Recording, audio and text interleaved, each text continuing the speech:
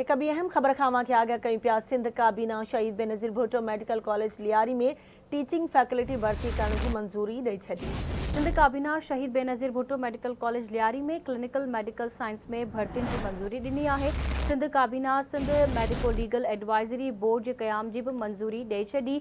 Sindh medico legal act 2023 में नाफ़िज़ कयो वियो हो। इन हवाले से तफ़सील मालूम कंदासीं। असां सां लाइन ते मौजूद है कराची में आवाज़ न्यूज़ रिपोर्टर आमिर सुप्रो।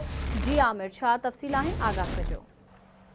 जी बिल्कुल, वज़ीर आला सिंध मुराद अहमद शाह जी ज़ेर सदरत सिंध काबीना जो इजलास आहे। अॼोके इजलास में 48 एजेंट शामिल आहिनि, जिते सिंध काबीना जी मंजूरी खां फ़ैसिला अचण जो सिलसिलो भी जारी आहे। सिंध काबीना पारां शहीद बेनज़ीर मेडिकल कॉलेज लियारीअ में टीचिंग फैकल्टी भर्ती करण जी भी मंजूरी ॾेई छॾी आहे। ॿिए तरफ़ सिंध काबीना शहीद बेनज़ीर भुट्टो मेडिकल कॉलेज लियारी में टेक्निकल मेडिकल साइंस ऐं भर्तियुनि जी भी मंजूरी ॾिनी आहे। सिंध काबीना उन सां गॾोगॾु जेके मेडिको लीगल एड 2023 आहिनि उहे बि उन्हनि जी भी मंजूरी ॾिनी आहे। सिहत वारी सेक्रेटरी बोर्ड जो चेयरपर्सन हूंदो।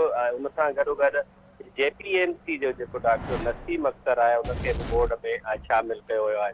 सिंध काबीना में 20,000 बोर्ड मुतासिरनि लाइ घर तामीर करण लाइ मिस्त्रियुनि जी पिणु तरबियत ॾिनी वेंदी। बरसातुनि सबबि तबाह थियल 43 सैकड़ो जेके घर आहिनि उहे सरकारी ज़मीन ते ठहियल आहिनि। इहो चवणो आहे वॾे वज़ीर जो। जी ठीक है, मुझी मेहरबानी आमिर अपडेट करण लाइ।